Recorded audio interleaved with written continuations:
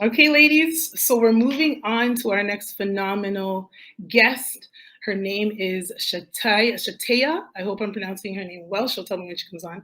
Shatayia Baker, she's a licensed clinical social worker with 15 years of experience, and she's also a CEO of Peaceful Therapy Services.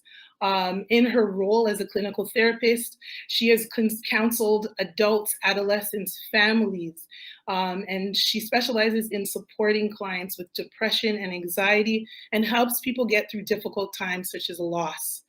She's also a proud veteran from the United States Air Force. She's traveled across the United States, also Japan during her time in service. Shatayia is a published contributing author in Life Lessons, My Choice to Live. And with no further ado, I'm going to add her on right now. Hello. Hello, sis. How are you? I'm good. How are you? I'm doing well. Welcome, welcome. And thank you for your service, by the way. We're super excited to hear what you have to say. So I'm going to go ahead and just turn it over to you and do what you do best. Thank you so much. My name is Shatayia. I am a licensed therapist here in California. And so I'm able to service clients here in California and throughout the United States, doing life coaching. And so, really, what I want to talk about, I'm coming from the perspective of healing. As a therapist, what I find in the people that come to me are in need of healing in some kind. A lot of times they've been through some type of trauma. And what happens is that without the healing in their lives, they're bleeding everywhere. And so, what I help them do is heal that wound that may be showing up in the workplace or in their family or in their lives. And a lot of times it comes out in their dating lives or in anger outbursts and things like that. And so it's necessary. Healing is necessary to create the life and the lifestyle that you really want to put forth in your future. And so a lot of times we don't even know um, what that trauma is. Sometimes it's easy to, find that trauma. Some people have been in relationships that have been violent, and um, other times it's been growing up in a environment that was not the healthiest. And so it's in those um, ways it's easy to find, where the trauma started. But other times it doesn't easily, you can't find it. And so what happens is that we automatically begin to respond in a certain way, and without knowing that that's a trauma response. um, Sometimes people, inadvertently touching you, and then you respond, "Don't touch me." That's a trauma response. And so you have to really know what the trauma is in order to identify what that automatic response is and how to fix it, so that you're not in a place where you are bleeding in ways that you don't want to bleed, around in your family or the workplace, things like that. And so first you have to know yourself. I always tell my clients to study their patterns of believing and their patterns of behaviors. And so know your patterns of believing. What do you automatically believe? What do you automatically say when people say certain things to you or they act a certain way towards you? And then what is your behavior like in certain atmospheres, in romantic relationships, in chaos? What is your automatic behavior going to be? And so you need to know what that is so that you can avoid being angry in certain atmospheres, avoid being um, just inappropriate in a lot of atmospheres. And I'll give you an example. Um, for me, I was born into a relationship that was domestic. There was domestic violence in the relationship. And now, or recently, I realized that I don't like a lot of unnecessary noise. And when I really began to study my patterns of believing and my patterns of behaving, I recognized that I don't like noisy atmospheres now, because that there was a lot of noise in the atmosphere in the relationship that my parents were in. And so I had to recognize that that's where it started in order to really know that that is why it's affecting me, um, recently when I found that out. And so also you want to be honest about where you are. You want to recognize that, yeah, that hurts because of this, and be honest and open with those around you so that you can, teach people how to love you. One of my close friends told me, he said, give someone a cheat sheet on how to love you.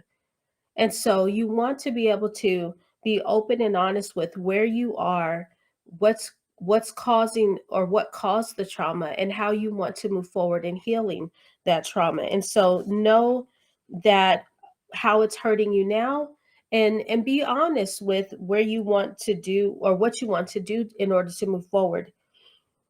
And so you want to also deal with it head on. A lot of times when we're in that place of searching about what our traumas are or what our triggers are, sometimes we can hide from, different atmospheres in order to, not be triggered. Some people may say, "Oh, I don't need a relationship." Well, the fact of the matter is that you may be scared about entering into a relationship because you haven't healed yet. And so get into a place where you can deal with those triggers, you can deal with those traumas. And so that may entail going to therapy, that may entail going to um, your doctor to say, hey, I'm in a point of crisis, I need help. And that's okay. That's okay. And so a lot of times you need to, sometimes you may need to ask for help in different areas. It's okay to say, to your significant other, I need to take a break so that I can do some healing. The next thing you may want to do is you want to get on a maintenance plan, I call it. And so you want to learn necessary skills that are going to help you along your journey. So in the therapy world, we call that coping skills. And so what is it that you're able to do to help you feel better? Is that listening to music? Is that um, exercising? Is that going on a trip? Whatever that is, you want to do some things that are fun on a daily basis, some things that are healthy for you on a weekly basis, on a monthly basis. Some people enjoy the manicures and the pedicures. And so whatever it is, you want to write it down is really helpful. Um, and so that you're able to pick and choose what you need to do in your life on a daily, on a weekly, on a monthly basis. And then if you can only afford to go on a trip once a year, then do that. That's okay. But also incorporate some things that you're able to do. Spend time with family, whatever it is. You want to write that down, put it on your wall. I'm going to give you a cheat sheet. If you there is a method of therapy, I guess, that we use is called DBT. And one of the things that they really put forth is a concept called pleasurable activities. And so if you Google pleasurable activities, you're able to find a list of I found lists that are over 180 things, over 300 things that you can just print out, put on your wall, and you can just go one by one to see what resonates with you. And that concept of pleasurable activities is proven to help. It's proven to help that if you're able to engage in these things, you're able to feel better about yourself, feel better about your circumstances. Okay. And so that term is pleasurable activities. And there's a number of lists out there that are really, really helpful. And so a lot of things that we need to begin to do to bring forth that healing that's necessary in our lives is we're going to need to study ourselves. As I mentioned, when you want to study your patterns of believing, your patterns of behaving. And so what is it that happens in your psyche? What is it that happens in your emotions when certain things happen?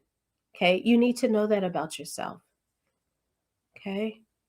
And a lot of times we won't have time to gossip about other people. if we're studying ourselves. Okay. And so, what pisses you off the most? Know that about yourself so that you can begin to heal those areas. And sometimes you have to know what time of the day are you at your not necessarily weakest, but at your most vulnerable. Okay. All of those things are good to know about yourselves and just so that you know, like, when I was in school, they said, know what your lowest point of the day is. And for me, I found out as I began to study my patterns of behaving and patterns of believing was that 2 o'clock was my time. And so what that did was that allowed me to not take any clients during that time. So at 2 o'clock, I'm resting, I'm recharging. So again, without studying my patterns of believing, my patterns of behaving, I would have never known that. And so if you have to give yourself allowances, do it during that time so that you're not really, what's the word I'm looking for? Um, Hindering those that you're working with, those that you're around. Okay. And so what you want to do again is take on those things that are challenging. It's not the easiest thing to do. I'm going to tell you I'm going to tell you straight up, it's not easy to say, "Oh, yeah, I act like that around people." Because what happens is you're like, "Whoa, um, I need to fix some things in my life." And that's okay. That's okay. And so what you want to do again is know what areas you need healing in. And sometimes that can be scary to, figure out. It can be scary to figure out that, oh, I'm the common denominator in all these relationships that I haven't been working out. And that's okay. Again, that's knowing more about yourself. That's knowing what I need to do in order that I can show up as my most authentic self in the workplace or in the boardroom or in my family. And so what that does is that allows you to even teach your kids, if you have kids or those young people around you, what it is that you need to do in order to be the most authentic self, to be the most strongest person that you can be, right? And again, that's not easy to do, but it's necessary. It's very necessary. Tell me why it's necessary. Thanks for asking. It's necessary because we want to show up in the world as powerful.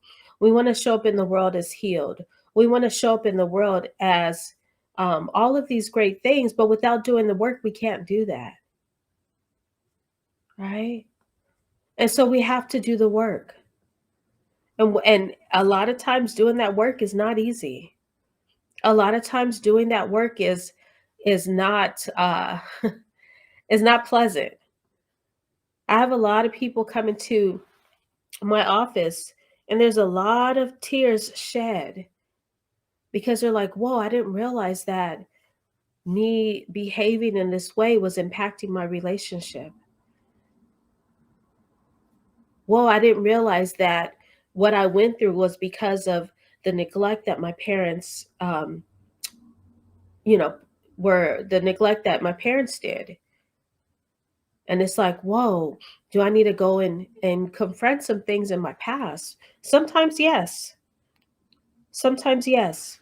And sometimes it's a way of learning to forgive the people that hurt you and the process that happened thereafter.